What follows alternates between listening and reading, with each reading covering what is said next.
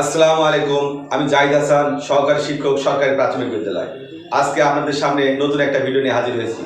এই ভিডিওটি প্রথম থেকে শেষ পর্যন্ত দেখতে থাকুন এবং আপনার সন্তানের মেধা বিকাশে এই ভিডিও অনেক গুরুত্বপূর্ণ ভূমিকা পালন করবে।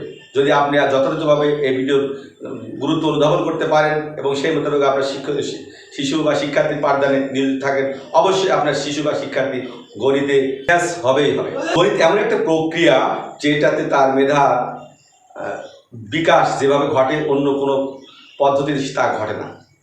ভিতরে আবার প্রধান নিয়ামক হিসেবে কাজ করে সংখ্যা, কারণ গণিত প্রক্রিয়াটাই সংখ্যার উপর দাঁড়িয়ে থাকে। তাই আমি বলবো যে গণিতের সংখ্যার দিকে গুরুত্ব দিন।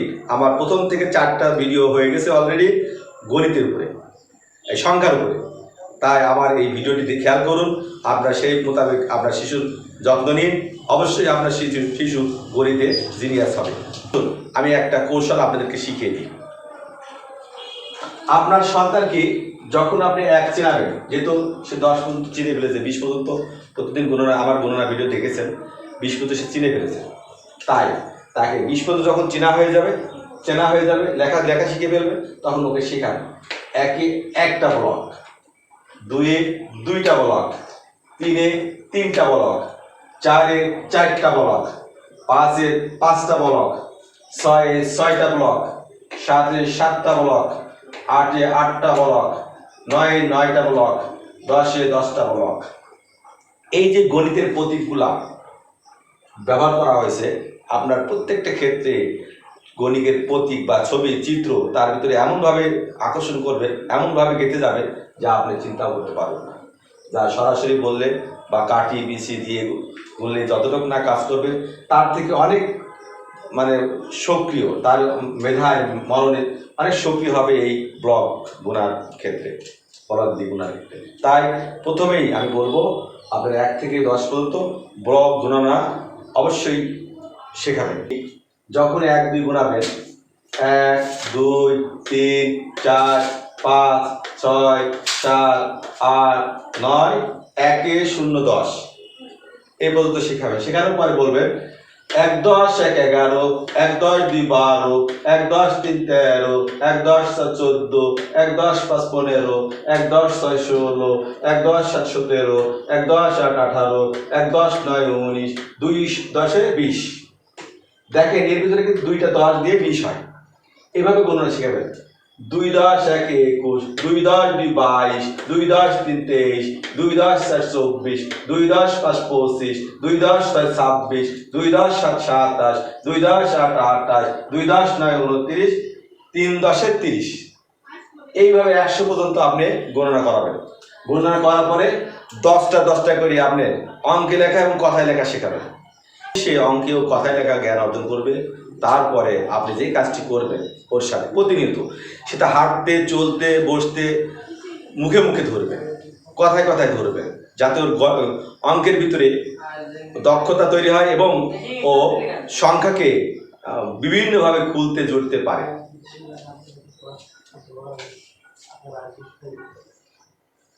যেমন ধরুন 10, ওকে জিজ্ঞাসা করবে 10-এর ভিতরে কয়টা 5 থাকে। ও যদি একটু দক্ষ হয় তাহলে বলতে পারবে না, আর যদি অদক্ষ হয় বলতে পারবে না। যদি দক্ষ হয় বলবে 2টা 5 থাকে। আবার ওকে জিজ্ঞাসা করুন 15-এর ভিতরে কয়টা 5 থাকে। তখন ও হয়তো বলতে পারবে না, হলে ওকে শিখাই দিন 5 5 5, 5টা করে কাঠি নিন বা 5টা করে কোনো আটি নিন, নিয়ে ওকে দেখাই দিন 5 5 5, 15টা কাঠি এক জায়গায় করে 5টা ভাগ করে তখন ওকে বুঝাই দিন 15-এর ভিতরে 3টা 5 থাকে।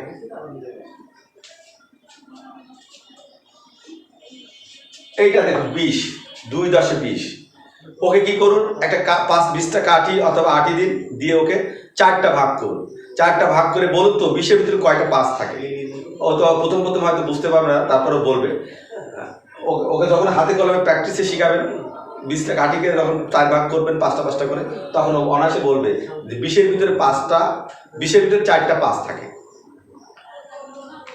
5 এভাবে কিছুদিন কয়েকটা শেখানোর পরে যখন তার 5-এর বিষয়টা রপ্ত হয়ে যাবে, এরপরে ওকে শিখাবেন অন্য একটা কৌশল। ওকে বলুন এটা কত, ও যদি বলতে পারে ও তো বলতে পারবে, যদি 1 থেকে 100 পর্যন্ত অঙ্ক কথা লেখা শিখে ফেলেছে, ও বলবে 3 10 30। তখন ওকে বলুন এই 30-এর ভিতরে কয়টা 10 থাকে। ও যদি মাথায় ধরতে না পারলে, প্রথম ধরতে পারবে না, তো ও যখন পারবে তো পারলো, না পারলে ওকে বলবেন 3টা 10-এ 30 হয়, 3টা 10 থাকে।